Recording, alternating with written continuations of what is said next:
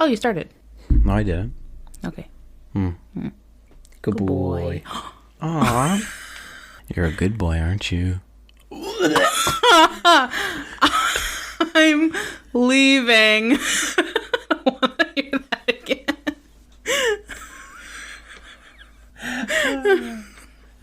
Pineapples, bitch. My safe word is pineapple juice.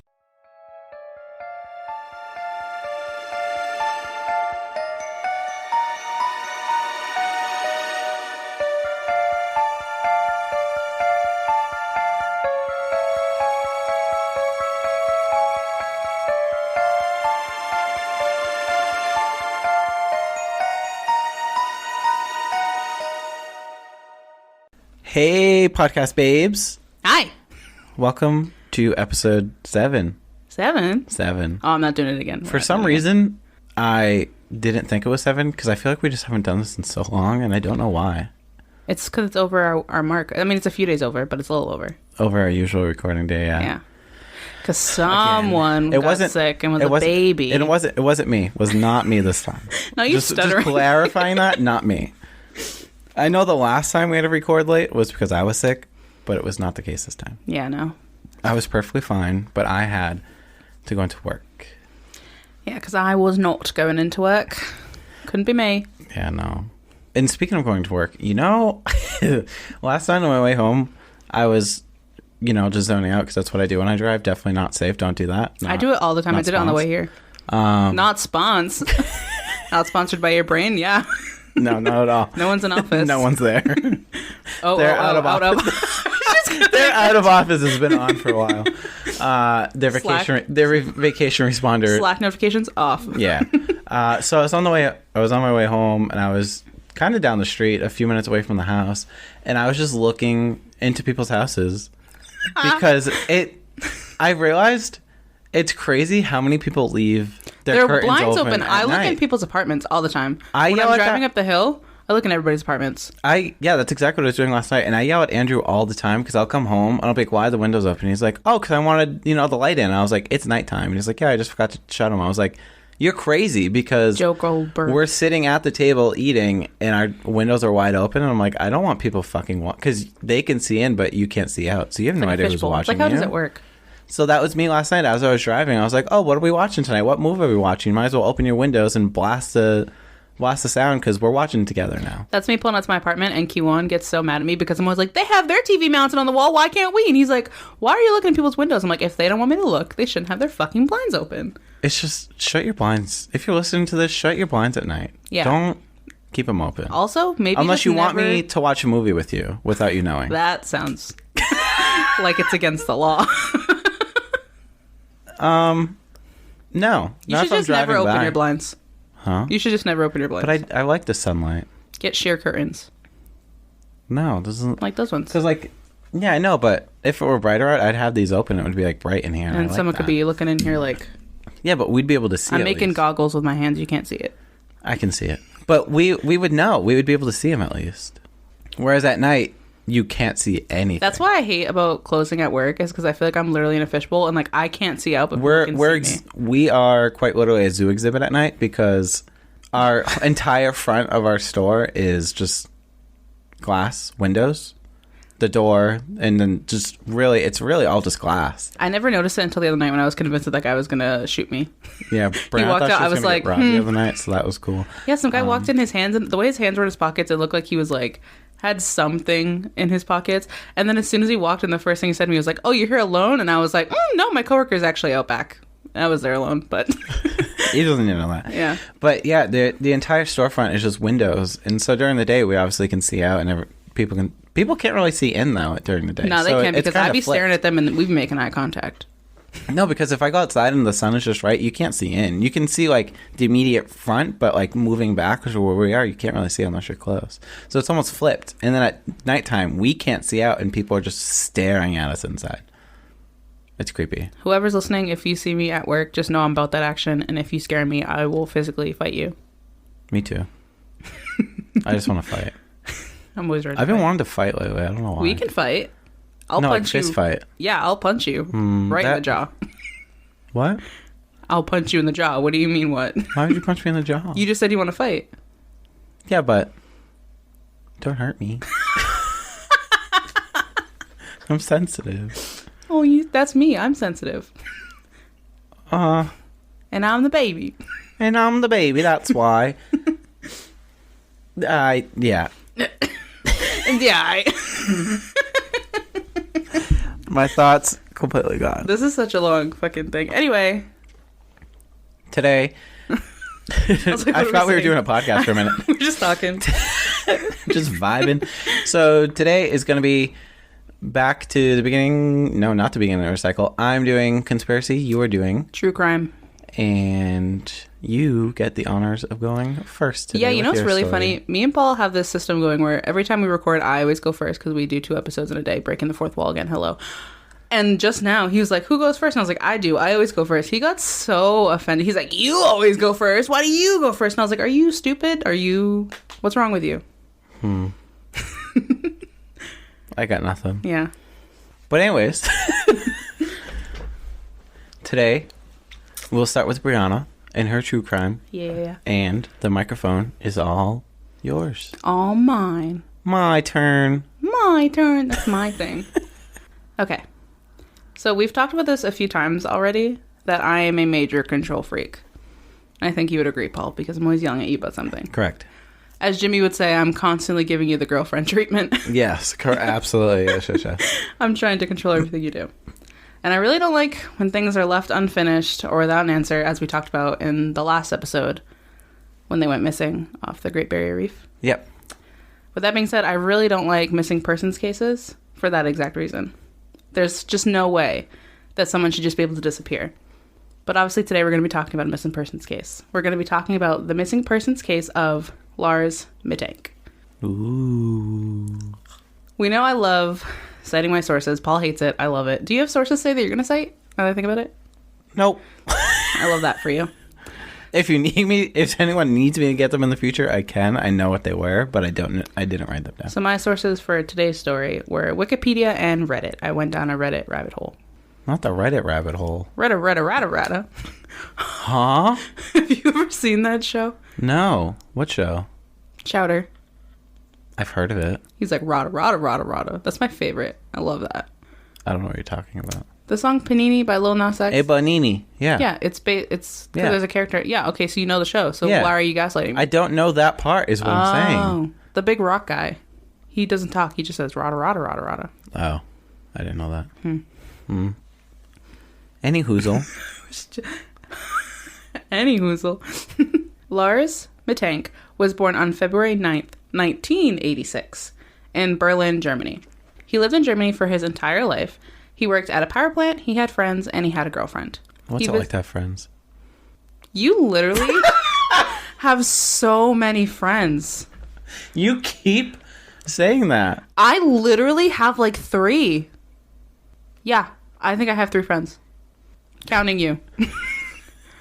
Imagine you actually have like 10 and everyone is just like at home being like, yeah, I'm one of the 3. Not the him. No, but you literally, I swear to God, you're always like, oh, my friend, and it's just like always so many different people. Paul it's has, quite literally the Paul only same like handful of people. Paul has so many friends that he has nicknames for his friends, so I know which one they're talking about. Yeah, because you, for some reason, can't just associate the person with the name. So I don't make know names. Something I'm so bad like with Pete names. Davidson, or when we go. Wait, there's actually a coffee shop that we frequent quite a lot. Quite a lot. Yeah, and we have names for like all the baristas too. We're like, oh, who was there today? And we would just be like, yeah, Matthew McConaughey, and we would know exactly who we were talking about. So there's Matthew McConaughey. There's Green Day. There's Beanpole. There's like, I have 3 girls that I keep saying are my girlfriends. Yeah, there's our homegirl, and then there's Big Booty Brianna's 3 girlfriends. Because I'm just not good with names. And then Paul will come in and be like, oh, homegirl was there today. I'm like, oh, which one? And then he starts naming one, and I'm like, oh, so it's this one? He's like, no, it's this one. And that's why we have nicknames, because we don't know their names, and we don't know who we're talking to. Yeah. We could very well just be, civilized people and be like, what's your name? I'm Paul, just I will introduce. definitely not, because Green Day's a dickhead. Yeah, that's true. And Matthew McConaughey's new, so. He's pretty nice. But Beanpole just flips his hair. He's pretty nice, too. At least he's nice to me. But Green Day's a dickhead. Yeah, he's very off-putting, which is what I should be, off-putting. Get it? Because I'm tubby. He was like, where is that joke going? Can you shut the fuck up? All right, sorry. Jesus. Okay. He visited his parents frequently, and he was described as a normal person. This case is named the most famous missing persons case on YouTube. I had the video to show you. I forgot. So I'll show you at the end. Okay. Okay. So on June 30th, 2014, Lars traveled with 5 of his friends to Varna, Bulgaria. This is his first time outside of Germany, so he's never left the country before. The group vacationed at the Golden Sands, which was a seaside resort just outside of the city of Varna. Do you know where any of that is? No, but at the Golden Sands, those resorts that you always see on TV where they're like, come visit us. And it's just like, Are you thinking of Sandals? Oh. Golden Sands, it is Sandals now that you say it. Like a Bermuda or something like that. Bahamas or something. Oh. Because that's like the ones you always see, and it's just like them walking on the beach. I can honestly tell you I haven't seen a Sandals commercial in years. I just don't watch TV, but... Me either, okay. That's the only, like, resort sort of commercial that I remember. So his friend Paul... Hi. Said in a 2016 interview on German television that the week went by really fast. They just relaxed on the beach, they swam in the pool, played some football, and went clubbing. He was relaxed, and he was in a good mood. He being Lars. Mm-hmm.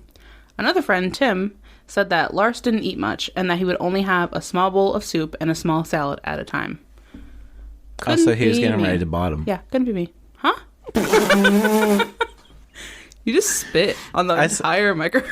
No, I said he was getting ready to bottom. No, I heard that, Oh, okay. but you just spit everywhere. I'm just lubricating my mic.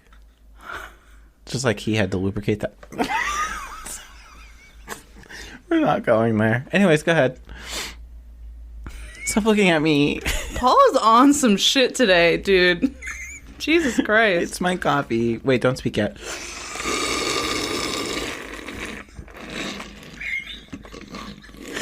It's gone. It's been for so long. Enough of the bottoming. Go ahead. Shut the fuck up. That's a whole process. I don't want to talk about it, Of actually. bottoming? Yeah. I don't want to get into that. At least not on the mics. What? His friends reported no additional abnormal behavior by Lars until the final day of the trip. On July 6th, 2014, the day before they were supposed to return home, Lars and his friends went to a local bar. Lars got into a disagreement with some other German nationals over football. Football as in soccer for us stupid Americans. He then parted from his friends outside of the bar and disappeared for the rest of the night. He said deuces, and he left. I'd be like that sometimes. I'm like, y'all too much, bye. I don't think I've ever gone out to an actual bar, so that's never been me. I drink from the safety of my own home. I don't blame you. Bars are overrated. And the price, also overrated. Yeah. I could just drink a bottle of tequila myself. You could buy an entire bottle of tequila for the price of one drink. And you get the smallest amount from said bottle you could buy. So then Lars turned up at the resort the following morning and told his friends that he was jumped by 4 men hired by the group that he disagreed with the night before at the bar. The fight resulted in Lars suffering an injured jaw and a ruptured eardrum. Damn, Daniel. So he got his ass beat, basically. Yeah. He done got got. Bow. He done got. And I do it again. He went and saw a doctor who advised him not to fly due to his injury and prescribed him an antibiotic. Damn, I don't know you how have to spend longer in the resort? Shucks. He didn't. I don't know how to pronounce this antibiotic, so I'm going to spell it for you. So it's Cefprozil. Cefprozil? Cefprozil. Yep. Cefprozil. We'll go with that. Self-Prizzle. Self-prism. Self-prison. Self-prism, like that. Is a self-prison. Like that Katy Perry album. Prism. True. I want you to know, I swallowed singing. Like, because you would have yelled at me if I started singing. And so I was like, you swallowed. It took so much to just not do it. I don't even know any songs off that album. Firework. No. We love that song. Anyway, his friends wanted to stay with him, but he insisted that he was okay to be on his own. He told them to follow the original travel plan and fly home on the 7th, which they did. Oh, hell no. Hell no. Hell no, leaving him? Yeah, if that was my friend, even if they said, no, go home, like, I'll be fine, but nah, you're in a whole different fucking place. I'm not leaving you. So, yo, fuck those friends. They ain't friends. Fuck them. Fuck the cops. Not literally. Care. Fuck them. Not fuck them, but fuck them. Fuck them. Not fuck, but fuck them. So, Lars checked out of the resort the same night as his friends, and he checked into a hotel for one night. The hotel's name was Hotel Color Varna. I don't know why they named it that. It was just a cheap hotel that was right next to the airport, so that's why he checked in that one. However, the day after his friends left, he began to act paranoid. While at the hotel, Lars called his mother, Sandra. In a whisper, he told her that people were trying to kill or rob him and that she should cancel his credit cards. Could you imagine your mom getting that call? Or like if you had a kid and your kid just calling like, someone's trying to kill me, you should cancel all of my credit cards. I'd be like, hold on, that is not a priority. You should call the cops. You should do something. I can never imagine calling my mom and saying that to her. Oh, your mom would go crazy. Pam is that bitch. She would be there. She would go crazy. It would be a 6-hour flight. She'd be there in 2. Yeah. Like she would. She is that bitch. Hi, Pam. I love Pam. Unlikely she's listening, but in case she is. I know. The closed-circuit security cameras at the hotel recorded him pacing up and down the hallway. He was looking out the windows and hiding in the elevator. That reminds me of that case of the Cecil Hotel. Yeah. Yes. That's exactly what I wanted to say it, but then you started saying it. I was like, I wonder if we're thinking the same thing, and we are. It's really, Elizabeth Lamb? Yeah. It's really funny. My friend Tiana told me the other day that I'm like an encyclopedia for true crime cases. She says that I always have one to reference, and I didn't realize that I did. That one immediately, especially the elevator part. Yeah. I was thinking about doing a future episode on that case, so maybe, but... That's all you. I won't do it. It's very... Huh? I said that's all you. I won't do it. Oh. Like, I don't know why that took me so long to process. I just won't do it if you But that's such an interesting... I've watched so much on that case. Me too. It's so interesting. So it's weird that the similarities here, but obviously nothing to do with each other, but... Yeah, obviously this one's in Germany. At 1 a.m., he left the hotel. He then returned an hour later. It's not known at all what he did during these hours. There's no security footage. There's nothing. He just left and then he came back. In the morning, he once again called his mother, telling her that the people pursuing him were getting closer. They were closing in. Lars is last seen at the Breana airport on July 8th of 2014, the day he was supposed to be flying home from Germany. Wait, this man went missing at the airport? Yes. How the fuck? I know. He texted his mother and said that he arrived at the airport.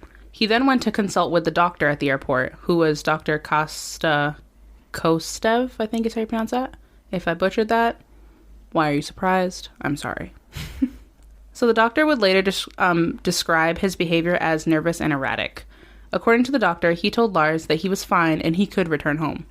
However, Lars did not want to leave his office, expressing doubt about the medication that he was taking. So about that prescription I couldn't pronounce earlier. Mm-hmm. I almost said prescribe earlier, like I'm the doctor. At that time, a construction worker entered the office because the airport was undergoing renovations at the time. The doctor said that Lars began to tremble. He yelled, "I don't want to die here. I have to get out of here."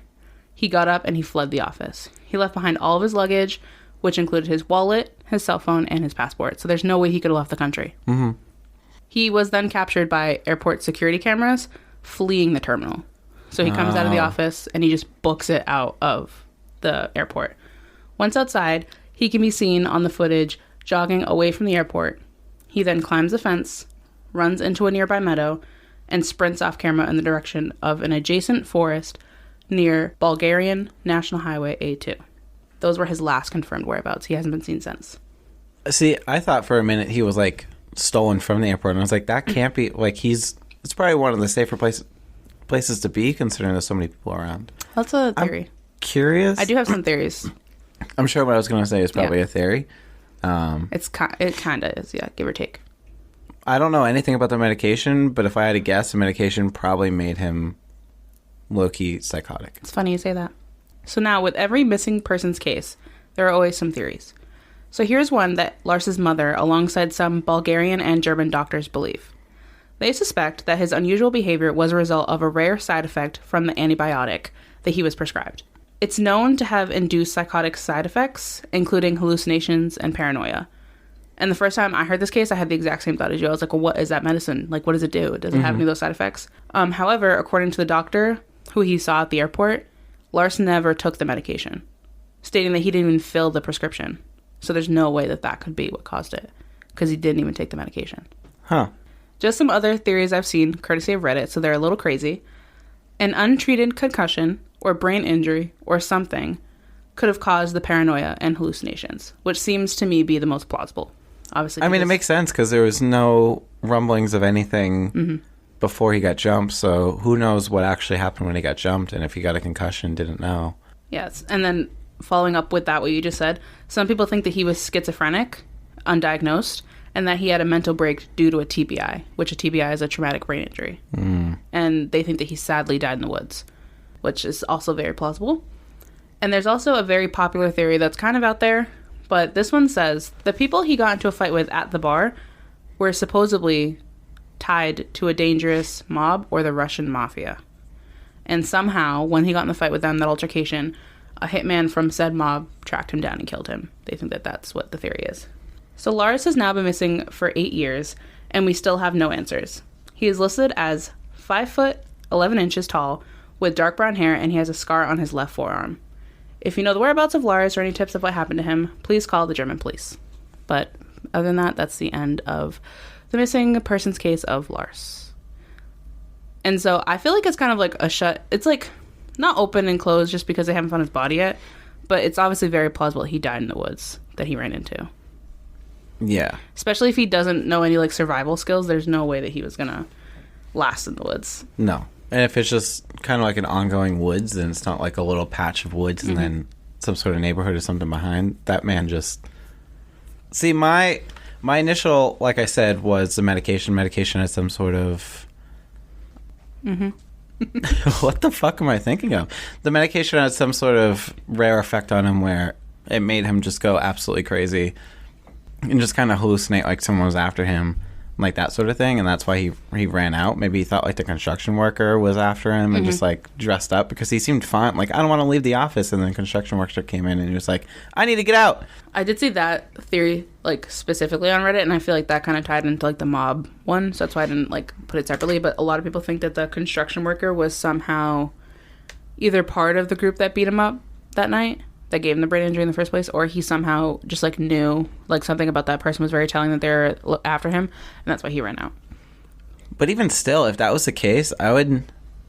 Granted, he may not be in a sane state of mind, so there's that. But I feel like I would just stay in the office or in the airport and just... Because if you just run away, you're running into who knows what, especially if it's an unknown area, an unknown country. Then it's like, what are you going to run to? Personally, I think my opinion on what happened to him is I think that he obviously had a traumatic brain injury, a TBI, and I think that the TBI caused a psychotic break, and that caused him to hallucinate, and that caused him to be paranoid, and then he just ran out. Especially when you're by yourself in a foreign country, you're kind of just like, you have nobody to trust. There's no one to like ground you. Exactly. To be like, dude, you don't know what's going on. Like, Which stop. brings me back to fuck those friends, bro. Not literally. Fuck those friends. Because I would be damned if I let any of my friends stay in a foreign country all by themselves. I'd be damned. That's like if when we went to Mexico and God forbid, we'll say Zach because, you know, we've already shut him out. We already know who he is, so he's friend of the pod.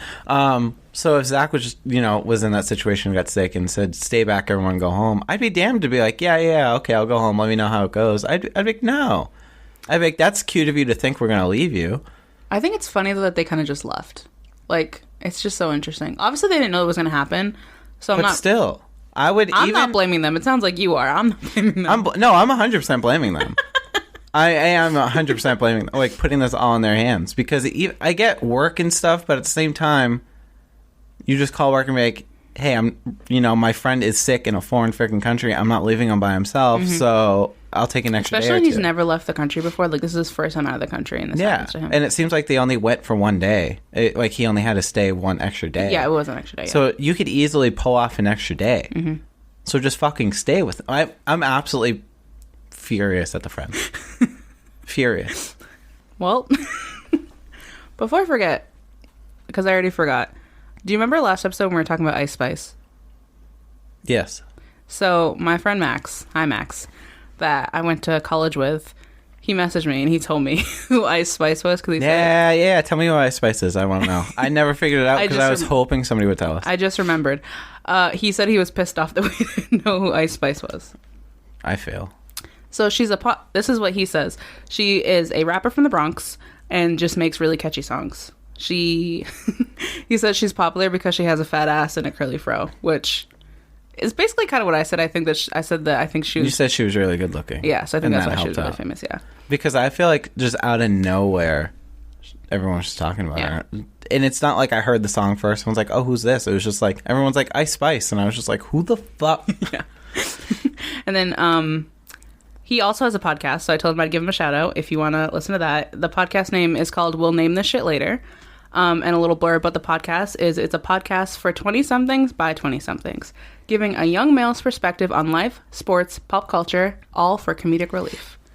So, hell yeah. You should check it out. Max is really funny. He's a really good friend of mine. Hi, Max. Yeah, go check out Max. Thank you, Max, for giving us a little insight on Ice Spice. I'm glad somebody told me, because out of all the fucking people that listened to that episode, nobody said anything but Max. So we were talking on Instagram, and he was like, I was mad as fuck that you guys didn't know who she was. Sorry. I was like, give me the scoop. Who is she? We know now. Fat ass curly hair. We love it. So thank you, Max. Go check out his podcast. And yeah, I think he's available on Spotify right now, and I'm pretty sure Apple Music pretty soon. I'm not sure yet, though, but definitely on Spotify, so check it out. Yeah, I remember you asking me about all that. So he should be on Apple Podcast soon, if you figure that out. But I know he is on Spotify, so go check him out there. As for our podcast, see, there's this thing that I do where my mind goes a lot faster than my mouth, and I just fucking mesh words together. We were talking about this the other day. Scuba dive. We were talking about this the other day. Paul does that, and I just pause for long periods of time. Like when I'm editing, I can't tell you how many pauses I have to cut short because I start talking and then my sentence just stops. And as for me, I just keep going, and my words like parcast or scuba dive from last episode, like my words just mesh together and it sounds like gibberish and it's whatever. I mean, you get the idea of what it is. But anyways, as for our podcast, I said it right that time. Mm-hmm, proud of you. It is time for the ad break. The ad break, our favorite part. Tired of the ads? You can't be because we don't have any. So not yet. I am gonna get up and go potty because I'm a baby, and we'll come back and it'll be Paul's my turn. Bye. Hello. Oi, Gov. Welcome back to the podcast. I hated that. Yeah, me too. I'm still upset. You think it's offensive to do British accents? Actually, who cares? Anyway. I don't care if I feel like they do American accents. Like, I don't care if they think it's offensive. It was just, it popped. Have you ever seen the TikToks where they do American accents? Yeah, they sound like Valley Girls. Yeah. They're like... That's like they the think that's how everybody American, sounds. They just think we all sound like Valley Girls. I can, but not usually. I really hate the stigma for like Boston accents. I was just telling you that I hate that Sam Adams commercial where it's like, your cousin from Boston. I hate it. I fucking hate it. I hate it so much. Typically don't. I had someone come into work and ask if they heard me speak, and they're like, oh, so you're not from around here? And I was like, huh? I was like, I'm literally 20 minutes south of Boston. And they're like, oh, because you don't have the accent. Bitch. And I was like, that's not how that works. Yeah. So just because I don't have the accent doesn't mean I'm from around here. I mean, every so often I'll do like the park the car by accident, but I don't. How do you accidentally park the car and have it, yeah? And give Peter a quarter. Gotta go to Dunkies, get a coffee. Sometimes I will have some sort of Boston flair to my words or sentences, but it's not normally. My aunt from Florida says that we have like really heavy accents up here. She says that we don't pronounce our R's. Last time I went to Florida, I think in August was when we talked about it. Mm-hmm. Yeah, it was in August. But she was saying that we don't pronounce our R's. And I was like, yeah, I do. And she's like, well, now you do because you're thinking about it. But usually you just like fly right over it. We just skip right over the R's? I guess, yeah. That's what I mean, I guess. Park. Could you think about it that way? Yeah. Park. When people say park the car, yeah. Park. What am I supposed to say? Park? Like, ew. Get you a pair of khakis. Just extra emphasis on the R? I don't know. That's what she said. She said that we don't. And I was like, I don't hear that. But now I'm like hyper aware of it. Park. Why did you say it like that? The dogs bark? Anywho, Paul's turn. Let's go. It's my turn. Paul kept telling me that I was going to be really excited for his story, so I'm really excited for it. I don't know if you'd be really excited. I just howled so many times. I know. He was doing his notes at work, and he kept laughing, and I, like, literally got FOMO. He was sitting right next to me. I was getting FOMO. I was like, I want to know. I was searching just... I wanted to do kind of, like, fun conspiracy today. Wait, shut up. For those who don't know, FOMO is fear of missing out. Thanks for clearing that up. So Some I wanted people didn't know what it was. Don't be a bitch. Sorry. They could have Googled it. It's free. Some people are driving. Ask Siri. Oh my god, wait, speaking of people driving. Or ask your Google Assistant, whoever you have. Stacia told me that when she listens to us, when she...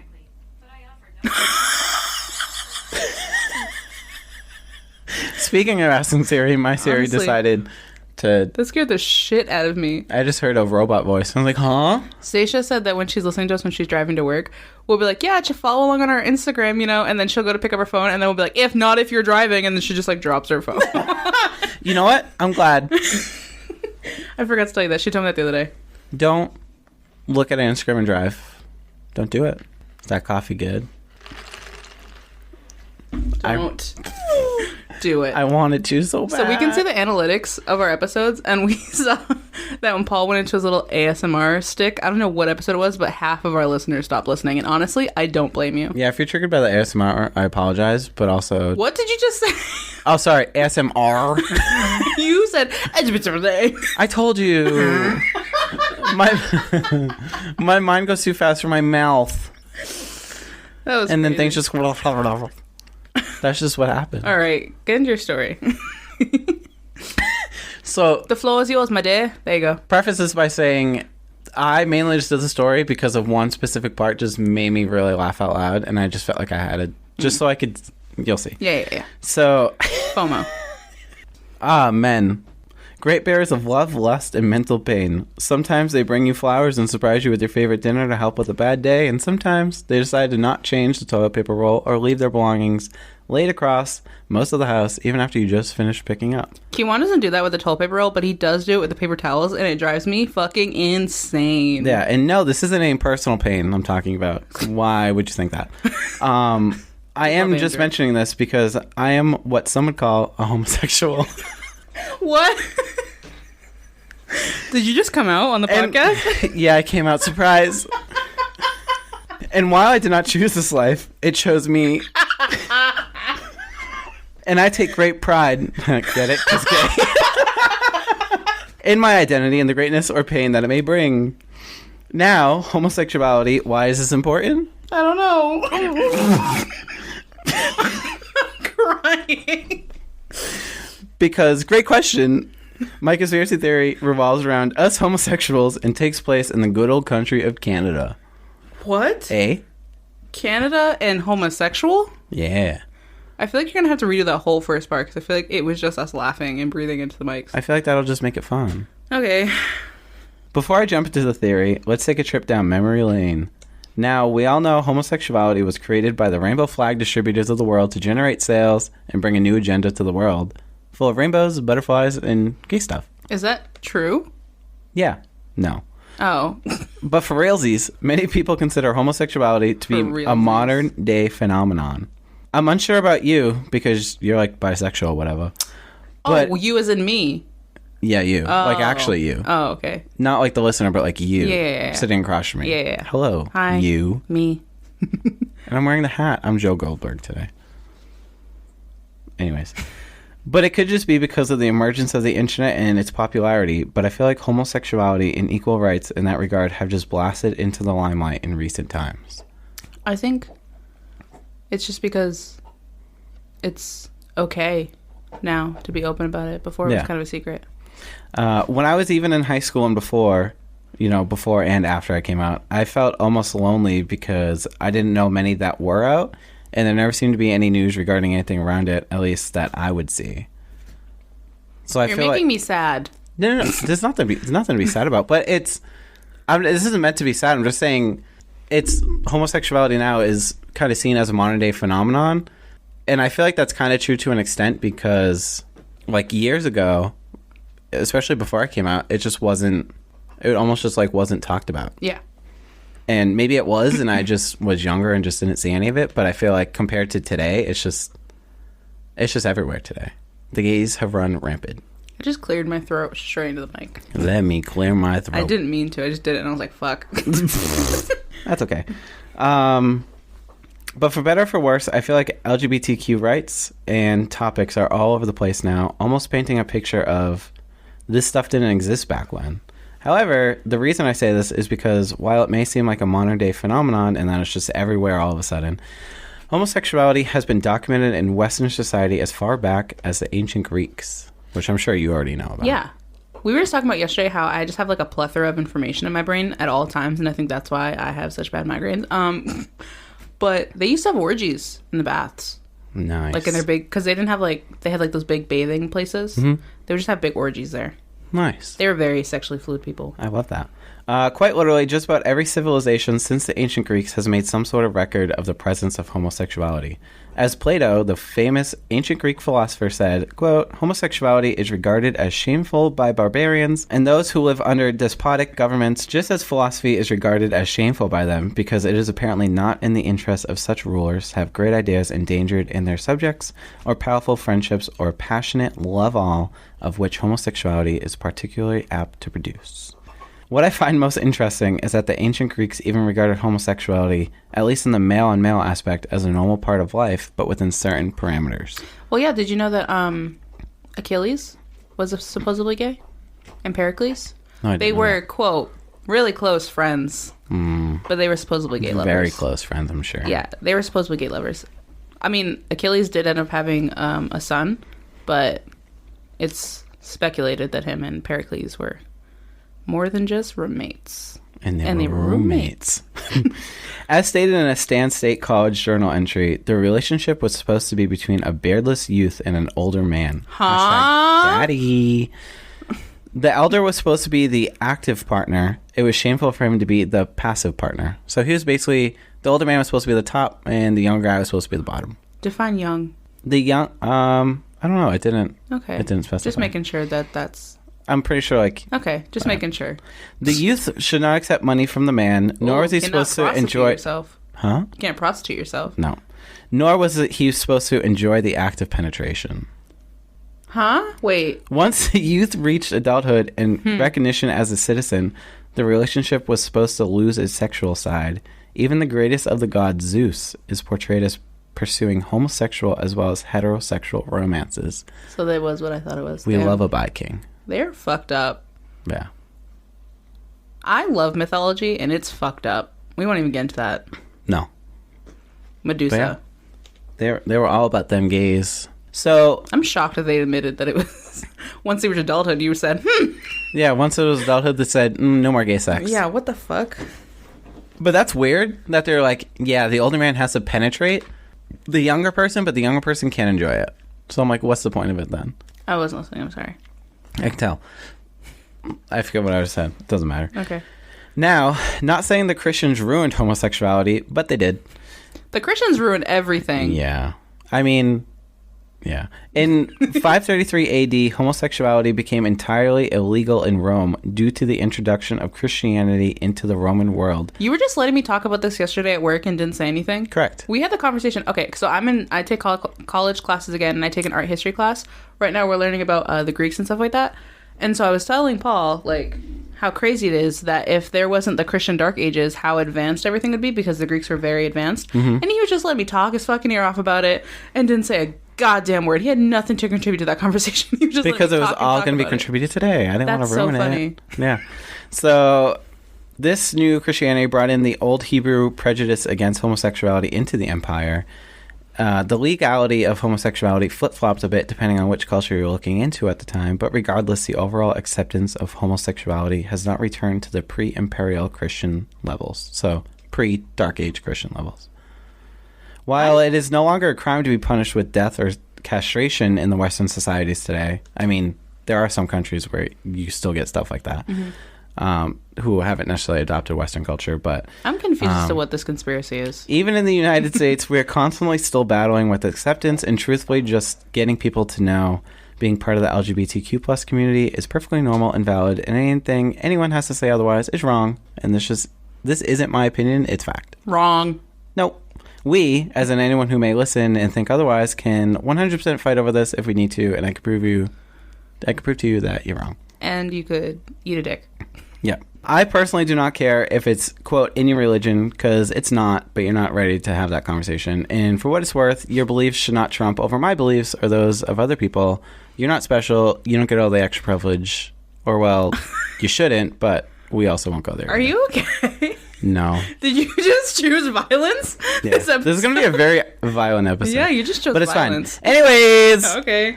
Without me trying to get into a fight with no one at the moment, the purpose of my little history lesson is for good reason. Mind you, there's a plethora of history regarding homosexuality. Plethora? Yep, plethora. Plethora. It's like clitora. Clitoris. You don't know what that is? No, I don't. I don't know where to find it either. So, mind you, there's a plethora of history regarding homosexuality and LGBTQ plus rights, but that won't be my focus today. Instead, my focus will turn to the good old country of Canada and their attempted invention of an official gaydar. What? Now, this was originally floating around as a conspiracy before being revealed as actual truth, so while this is my conspiracy segment, I'm going to be speaking as facts, not fiction, as this turned out to be a very real invention, I suppose.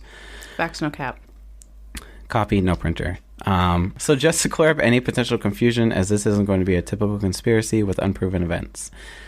But kind of before I begin with the conspiracy, do you have a gaydar? Yeah.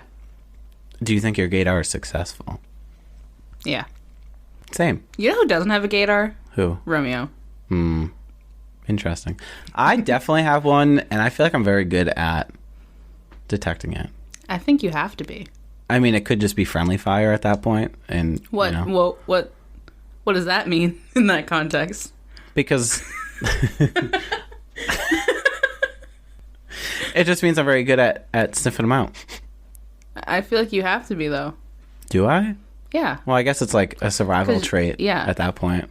So you don't get because if I don't get clocked. That's the word I was gonna say. Yeah, I go hit on a straight man. I'm like, hey, daddy, and then they just clock me in the face. Paul does this thing where he starts talking to me like a straight man, and it literally makes me want to physically assault him. Like I want to beat his ass when he starts talking to me like that. What's up, mom? Shut up. I hate it so much. It gives me the ick in ways that I can't even describe. If you were straight, if you were 100% straight, we would not be friends. Yeah, that's fair. Just know that. No, I know that. What's up, bruh? What's good, mama? When we're done recording, I'm going to beat your ass. Guys, send help. My address is... Say it. No. Say it. No. No. 102 Wallaby Way? Excuse me? I don't know. I made that up. Anyways, so the time is 1961. We're at the height of the Cold War, and the Canadian government is hiring Carleton University professor Frank Robert Wake to devise a scientific test to determine the sexuality of an individual. This gaydar invention, which was fabulously named, this is the part where I howled and I needed to do the story. Okay. They named this invention the fruit machine. They named it the fucking fruit machine. Did they paint it? No. Ugh, they missed an opportunity there. It was good marketing. And so you can imagine, I mean, you were there to see it, but as I'm just scrolling through theories and it's like aliens on, Area 51 or this and that. Don't and even talk about Area 51. And then I just see fruit machine and I'm like, huh? So it was created to seemingly be a scientific way to detect homosexuals. So does it work?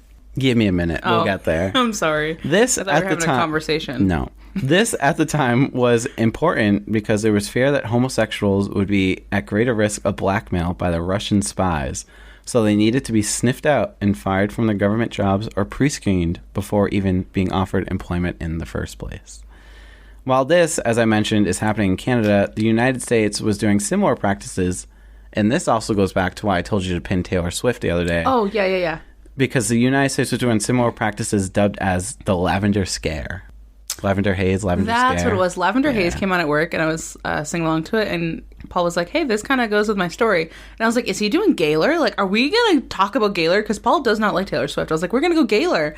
And so I gave him the whole Gaylor theory. I was like, I know what your story is. And I was connecting dots that didn't exist to know that he was going to talk about Gaylor. And the main dot was because when I name my files and when we both name our files, we name them something stupid. And I do mine loosely based off of what my story is about, and so mine was titled Gay for Pay, and then Breana's like, you doing Gaylor, she's only doing music, she's only making this music and acting almost gay for pay and all this other stuff, and just connecting dot after dot. And I'm like, I really respect your ability to connect all these dots, but they're totally incorrect for what I'm talking about. My file names are never related to my story. They're always stupid. It's been Milky Yum Yums on a Mountain, Brownies for my brownie, Damn shoddy. Mine all have to do kind of something. No, mine are just like whatever something funny I think about in the moment. Great. So the Lavender Scare was a moral panic about homosexual people in the United States government that would lead to mass dismissal from their jobs during the mid-20th century. Similar to Canada at the time, the United States thought gay men and women essentially pose a security risk and were more susceptible to being manipulated, which would ultimately pose a threat to the country. White straight men are more susceptible to be. That's fair. They also believed homosexuals were communist sympathizers, so that's cute. But also, for what it's worth, fuck Putin. I'm going to be honest, I really don't know what it means to be a communist. Russia. We can get into that another time. No, not Russia. China? Both. Yeah. Fuck Putin. Like, I don't know what the... Poot. I don't know what... Demi Lovato? President Poot Poot? I don't know what the, what word am I looking for? What the requirements are to be considered one. I'll look it up. I don't know off the top of my head either. There's a whole background and history regarding the Lavender Scare that I won't focus on, but basically with the Cold War at its peak, everyone was getting scared of spies and manipulation, and somehow the gays and theys were in the crosshairs. Which is wild because I was manipulated once, and I'm like, let someone try me. But I guess in this instance, where being gay or really anything not straight was looked down on and discrimination was prevalent, I suppose being blackmailed could become an issue if the Russians somehow caught a sniff of someone doing the gay stuff. So you want to know something really funny? And I don't know if it's just a character flaw, but I feel like blackmail would not work on me because I do everything out of spite. So if you're trying to hold something against me, I'll ruin my own life just so you don't get the satisfaction of it. I mean, in the case of when I wasn't necessarily out yet, if somebody found out and like held it against me, I probably would freak out. But now that I'm out and don't give a fuck what anybody thinks about anything anymore, I'm just like, okay. Like, someone's like, I have your dick pic from whatever I picked. Okay. I didn't expect you to say that. I was a little loosey-goosey, like, with that stuff. You were a way whore. Back when. I was a little bit of a... You were a thought. A whore. So someone was just like, yeah, I have your dick pic from way back when. I'll show your family. Go ahead. I just do everything out of spite, though. So if someone tried to hold something against me, I'd probably just, beat them to the punch, just so they couldn't have the satisfaction of it. That, too. Isn't that what... Someone did that. Some celebrity did that. It was, Their iCloud got hacked, and so they leaked their own nudes. Fuck, I forget. Anywho, the Canadian government ultimately compiled the list of people, 9,000 to be specific. 9,000 gay people? In 9,000 people they suspected to be. In their government? Homosexual. That's a lot, I feel like. They suspected or confirmed to be gay. So with this list, the government would go on surveillance trips and watch over these people to confirm whether or not they were of the homosexual variety and take action depending if they dabbled in the gay or not. They were just taking surveillance pictures of them being gay. That is the funniest fucking thing. Also pretty gay. It's like pretty Pornhub if you ask me. Yeah. So, however, these surveillance trips would prove to be too costly and time-consuming, so the government sought out Frank Wake, as mentioned earlier, which, for what it's worth, terrible fucking name. Frank Wake. Terrible name. So, who was the chair of Carleton's psychology department at the time to come up with an easier method to determine whether these people were of the homosexual variety or not. I feel like they're thinking too hard about this. For sure. So Frank's genius idea would come through as the aforementioned fruit machine, which, contrary to its name, isn't actually a standalone machine. What Frank cooked up was a collection of psychological tests, which included one that was designed to detect how a subject's pupils would respond to images of naked or semi-naked men and women. See, that's what I was just about to say. I feel like you would probably figure out who was gay and who wasn't gay if you just kind of like made them have gay sex. Like, who's into it, who's not into it, That guy's if I definitely not I gay. know for that a fact if I was way too much forced fun. into gay sex, it just wouldn't happen. If I'm being pressured, no, I don't do well under pressure like that. When it comes to doing notes and homework, I'm great under pressure. When it comes to having the sex, Do you have performance anxiety? Kinda. I feel like it would just make more sense though, because like if someone's also, having too good of a time, they're clearly gay. I am also one that doesn't necessarily have a sex drive all the time, and I kind of needed to, like, almost respond, like, you know, like foreplay. There's like actual like. I just watched a TikTok on it the other day, like kinds of partners you are, and like one's a responsive and one's an active one. An active is like usually what guys are considered, where they're like ready to have sex all the time, and the women are usually considered more reactive. Like you need to go through that. Like, that's 100% me. So if that was the case and I was being forced into it, I'd be like, this isn't gonna work. Samesies. So for what it's worth, this kind of test isn't a ridiculous method, though. Back in 2012, I found an article from ABC News that stated a scientific study was conducted at Cornell University that showed pupils can, yes, show sexual orientation. Granted, much better technology and a more accepting culture now, but similar to this experiment from Mr. Frank Wake, the 325 subjects in this particular study were shown erotic images of the opposite and same sex, and dilation was measured throughout. All subjects were open about their sexuality, and it was found that arousal was successfully seen in their eyes. All of them? Percentage. Just about, yeah. In all of them. 100? Yeah, it all seemed to be, yeah. So, as a control, subjects were shown naked photos and videos of the gender they were not attracted to, and even showing boring videos. They really were just showing them porn. They're like, yes. Class today is going to be about... Yep, good luck. But as kind of more of a control, they would even show videos of people just talking about the weather. Like, just boring-ass videos. Imagine if someone got aroused by that. They could. I'm sure someone does. It's going to snow today. Yeah. Just, like, get super aroused, you know? I'm so uncomfortable. Me too. So this test showed heterosexual men responded greatly to women and very little to men, while women showed more fluidity and responded to both men and women. But that isn't necessarily depicting all women as being bisexual. As the article stated, their body is not connected to their mind, which is very different from guys, which basically means men just think we're their dick all the time. Fact. And women are just more fluid, and they aren't connected in that sense. Men are just like, listen to their wiener. I agree. Because they're wieners. You're a wiener, Harry. So, Harry. I'm a what? What was most surprising, if you will, was the discovery of bi men responding just as expected and having equal results to men and women shown. This is stated as, quote, "We can now finally argue that a flexible sexual desire is not simply restricted to women.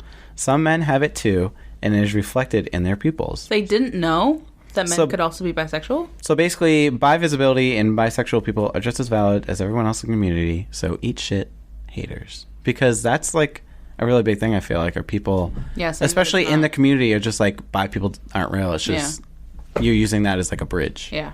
Which, for what it's worth, I did something very similar and used like bisexuality as like a bridge, because I felt like it was just like an easier blow, if you will, to come out to be like, oh, I'm bisexual, I'm not just like fully gay, you know? Something that's so interesting about being like a bisexual woman is that anytime you're with a woman, like if you're with another woman, like you're, oh, okay, you're bisexual, but as soon as you start dating a man, you're immediately straight. Like you lose that bisexual identity. Yeah, I don't get it. Okay, so back to the fruit machine. Yeah, right? We're getting off topic. Yeah. The subject's... This whole conspiracy is just fucking everywhere, man. I'm just like a roller coaster of emotions. It's all about the gay. Started cussing everybody out. It gets worse. So the subjects were made to watch pornography, and the device would measure the diameter of the pupils and eyes, perspiration, and pulse for a supposed erotic response. This machine and experiment would see subjects put in a dentist-like chair and had a pulley with a camera aimed towards the pupils, with a black box located in the front of it that displayed pictures. Talk about setting the mood. Right. The pictures range from boring and mundane to sexually explicit photos of men and women. The conspiracy part of this all comes from people being told it was a machine used to rate stress, which, how the fuck does that work? They're like, here's some pictures of naked people, we're going to test your stress response. I feel like that's the same thing. What? Like, if you got stressed, wouldn't that be able to tell what your sexuality is? Because if you're like in the closet and they showed you pictures or videos of like naked men and like gay stuff, you get stressed because you're like, oh, I like that. Like when and that. I mean, I guess, but they probably weren't thinking that too involved at that time. So the conspiracy part is that people were told this was a stress test, and so obviously they began in a big, yeah, like we'll come in for the test, whatever. They weren't like, hey, we're trying to see if you're gay. Yeah, and then after that, obviously rumbling started, and they were just like, you're gay. This isn't just a stress test. And so the conspiracy was that it was a gay machine, essentially. And then it was eventually found out to be true. So throughout the 50s and 60s, it was essentially just, this was a stress test. And then it was finally acknowledged that the real purpose was, obviously, to test out people's gayness. You're gay. And so at that point, few people I've said that like volunteered at that point. They were just like, we're not partaking in that. Especially it's like, in the too 50s. late, though. You're already gay. True. So the biggest flaws of this experiment came from flawed assumptions that, one, visual stimuli would give an involuntary reaction that can be measured scientifically. Two, that homosexuals and heterosexuals would respond to these stimuli differently. And three, that there were only two types of sexuality, which we know in today's world is very untrue. Also, too, I feel like they probably got a lot of answers that are like askew because sexuality is a spectrum. Yeah. So, like, you can be bi, but you can, like, prefer men more than women or vice versa. So it's like... Right. Additionally, a psychological problem with the method was researchers failing to take into account the various sizing of pupils and the differing distances between the eyes. Some other problems that existed were the pictures of the subject's eyes had to be taken from an angle, as the camera would have, in that position, blocked the subject's view of the photographs if it was placed directly in front of them. Also, the amount of light coming from the photographs would change with each slide, which would cause the pupils to dilate in a way that was completely unrelated to interest in the picture. Oh, yeah, I see that. Finally, the last problem with this experiment was that dilation of the pupils was exceedingly difficult to measure, as change in dilation could be as little as 1 millimeter. So in the grand scheme of things, Frank's plans and experiments ultimately just never worked, and if anything, just completely ruined the lives of many. A 2018 documentary by Sarah Foti would profile the effects of the project on several people affected by it, and she is shown as saying, quote, "In fact, for many, losing their jobs was the least of what they endured directly because of this campaign." Oh, Poverty, yeah. Wait, since it wasn't really correct, a lot of people probably lost their jobs and they weren't even gay. Yeah, it was a little over 400 people. Dude, imagine that. Imagine be like, no, I 100% am not gay. And they're like, no, you're fucking gay. We saw your eyes dilate. Get out. Gay. Gay. That would incite just so much homophobia. Yep. So poverty, homelessness, having to go back in the closet, substance abuse, gay aversion therapy, sexual assaults, and for some, suicide. The consequences of this campaign, as one of our survivors captures perfectly in the film, was a scenario from a horror story. So in light of these experiments and Canada's almost blind eye towards it since, in 2017, Prime Minister Justin Trudeau delivered a sweeping apology to those that were caught in the gay purge, quote unquote, and the federal government has since reached a settlement with the survivors that includes a $110 million pot of compensation. I feel like that's not a lot depending on how many people are there, so I feel like it's not even worth it. Exactly. While Canada has done somewhat of their part in making their mistakes better and apologizing for their actions in previous years in an attempt to better themselves, it's crazy because the United States seems to be going in the complete opposite direction. And this is where I'm going to start going off the rails because I found another theory and I laughed about it at first because it was funny and then I got really fucking pissed off.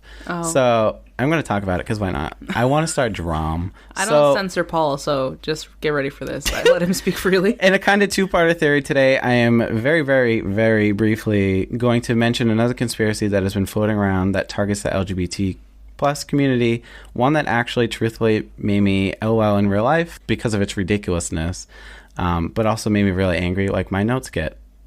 Graphic. Yeah. Are you in caps?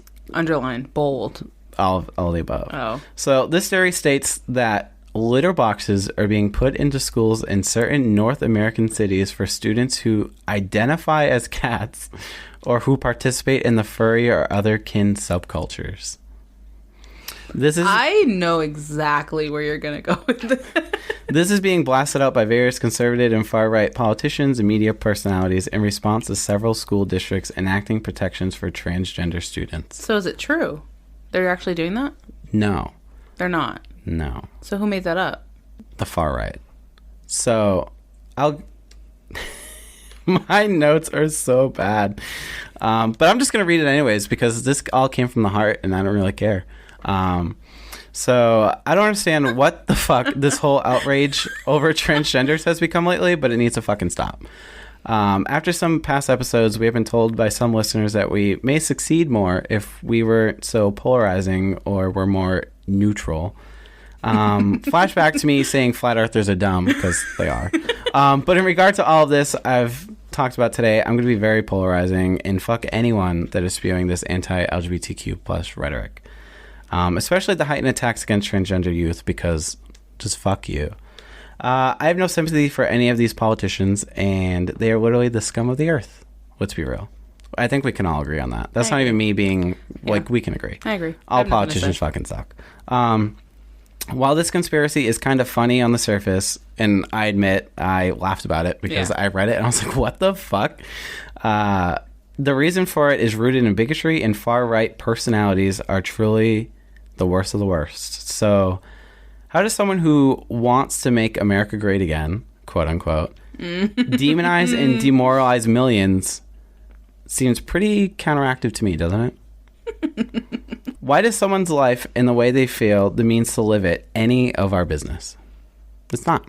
So I'm just so sick of it. And the worst thing is this litter box theory only has some substance in the fact that some teachers were given in the late 2010s in Colorado a, quote, go bucket that contained cat litter to be used as a toilet in an emergency lockdown situation such as during a fucking school shooting. So here we have people making fun of the transgender community, but also taking a very fucking real issue, such as gun control and school shootings, that is quite literally plaguing our nation and making everyone afraid to go to quite literally anywhere, including schools, which should be a safe haven for our kids, you would think, and practically making a mockery of it. And it's just so sick, and I could go on and on about it, but I won't, at least in this episode. It's just... Catch you on the flip side, homie. Right. So I saw this theory, and it was... Oh, yeah, they're putting litter boxes in schools because, you know, the furry culture, and they took this and just wrapped it into that whole transgender fucking thing they have going on now, and it got blasted everywhere because of that. And quite literally, the only bit of truth that came out of it was these go buckets that were put in schools for emergency situations, like school shootings, because they're becoming so fucking prevalent in this country. I don't have anything to say. No, I know. But that's what just made me so angry. Because at first I was like, oh, this must just be like a joke, a funny Reddit joke or something. And then it just turned out to be this whole far-right conspiracy thing. It was going to be a joke. That's why I was like, oh, I did too, and that's why I wanted to talk about it. And then I got more into it and found out it was this far-right fucking Fox News propaganda bullshit. And I was like, fuck. I was like, I want to talk about it. I want to blast the fuck out of these people because they are the fucking scum of the earth. I hate them. I could talk all day about it, and this isn't even me saying that someone who has different views than me is scum or bad, because they're not. I know a lot of people who are on the quote-unquote right or conservative side on things, and I can agree with some of the things they say. They can agree with some of the things I say, and we can have a conversation about it. Yeah. But it's the people who are on the fucking complete opposite end, and I think that goes for both left and the right side. There are people that are on both sides that are just so ridiculous, fucking just there's I get what you're saying. I agree with you. I have no words to describe how they're just so polarizing, and it's a lot of these people that are like, oh, let's make this country great, and then they're like, oh, but it can't be great for X, Y, Z, A, B, C, D, E, F, G. And it's just like, how the fuck is that going to be? So it's going to be great for one specific kind of person. That's it. Yeah, exactly.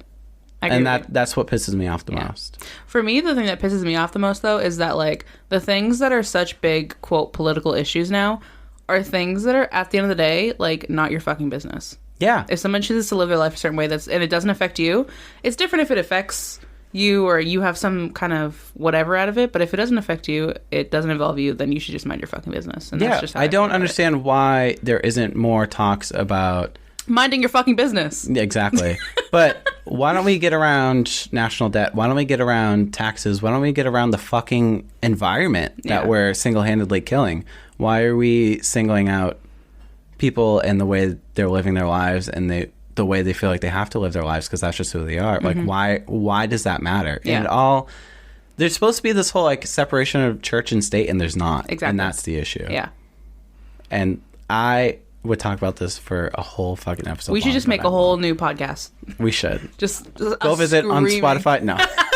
Just us screaming into the mics about political things. No. I can't because it makes me so... It just makes me so angry because to me it just seems so like common sense almost. It makes me angry and it also makes me very sad. That too. Because like I don't have kids yet and like obviously like my best friends have kids, but like the world we live in makes me not want to bring another person into this. No. The current state the way of shit's the world, going, like I really don't want to be here for it. So like why would I want to bring somebody else into this? And it just like it sucks because like no matter what, like we can talk about this until we're blue in the face, but at the end of the day, like what we're saying, it's not going to change anything. It's just going to fall on deaf ears. Yeah. Yeah. And then there's going to be people who will stop listening because we got political and they don't share our opinions and blah, blah, blah, blah, blah. But it's like... Which is fine. In my eyes, that's fine. Yeah. Because if you're one of those people that are trying to demonize like transgenders or just anyone in the LGBTQ plus community, I don't want you listening to this. Yeah. I agree. And I'm sure you agree, but this isn't the place for you. Yeah. You can go listen to whatever you want to listen to, but that's not going to be us. We literally, what was like the first couple episodes, we're like, we're inclusive. It's a safe space. This is really, it's true. That's really how we are. We are a safe space. Yeah. And if you're coming for that safe space, we're going to come for you. Granted, go off, Queen. Yeah, right. Granted, we're a true crime, conspiracy, paranormal podcast. People will be like, just stick to that. And be like, no, we can be very real too because we're living in the same... Opinionated as fuck, one. Yeah. And two, it's my podcast. Right. Shut and up. We're also living in the same world you are. Yeah. So if there's stuff we see that's happening that we need to address, we're going to address it. And I have a big mouth and opinions. Yeah. Right. Really big ones. So at very least, if anything is to be taken from my theories and the time today, just be kind to each other, love each other, lift each other up. Don't tear people down. What show is that? Probably Ellen. No. Ellen. No, the kids show. It's like, be kind to yourselves and each other. I don't know. The guy with the train. Choo choo. I remember. Hold on. Thomas the Train. We all live one life. Let's all help each other make the best of it. It's not that hard. I promise. And that is what I'm say it's not hard to be nice to people? It's not. Sometimes it is. Some people are really fucking stupid. Then just walk away. I don't know what to tell you. But before I go even more off script and things get even more heated, my notes are also a lot more heated than I made them out to be, but I was just trying to be very calm, cool, collective, but also getting my thoughts across. So thanks for listening to me. I'm sure people have tuned out by now. But if you haven't, I love you. Yeah, I love you. Ding. I'm making a heart. We love you. We accept you. Whether you are part of LGBTQ plus or not, or you're just an ally, or you're just a really great fucking person, we love you. Yeah. And if you have other opinions, I'd like to know them. I'd like to fight about it. Email us. Thank you. We won't fight. We can discuss. I mean, I have no problem. We can have a political discussion. It's just that, like, there's a certain line of, like, human rights that people... Exactly. Like, they like to teeter-totter on it, and it's not a teeter-totter. It's like human rights are human rights, and, like, you have the right to be who you are, and other people have the right to be who they are, and people are different. That's just the thing, but it's like, if you want everybody to be the same, like, 2023, my dude. Yep. Wrong. Exactly my point. You're wrong. My issue is I don't get in political fights. Like, people can have very intellectual political fights. I start getting, like, very, like, childish at that point, where they're trying to, like, call me stupid, and I'm like, okay, and your nose is big. What about... I mean, at that point, if they're slinging stuff like that at you, it's okay to be childish. No, but I'm the childish one. That's like, they're trying to be very intellectual about it and have a very, like... Oh. And I'm just, like, bringing them down. I'm like, well, you're wrong, and you're stupid. That's and fine. Your ears are big. That's fine.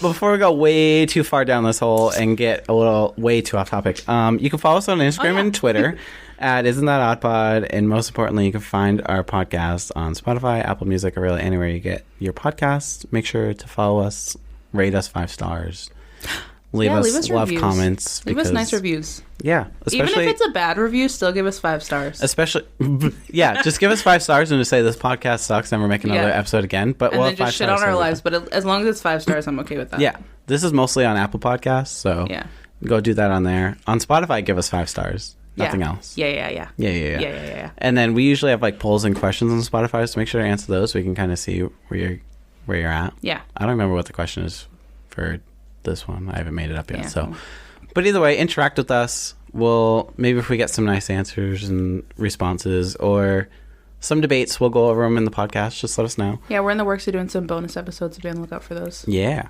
And also, if you have any recommendations of something you're dying for us to hear or talk about, we have a Google Doc linked in our link tree that you can submit any sort of story idea for us, whether it's true crime, conspiracy, or paranormal, and we may just talk about it on the podcast. Yep. And then also, don't forget, if you have any personal stories or anything like that, or any inquiries, or if you want to fight with us, you can email us at isntthatoddpod@gmail.com.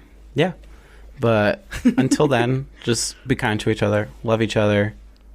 Just don't be a shitty human being. Yeah, you'll be good in our eyes. Yeah, just be a very understanding person, and then you'll get far in life, I promise. Yeah. It's not that hard. Just like how we have a safe space here, make a safe space in your life, and don't be a douchebag. Don't be a douchebag. That should be our new slogan. Don't be a douchebag. Don't do it. That's how we sign off. Yeah. And with that, don't be a douchebag. Bye. Bye.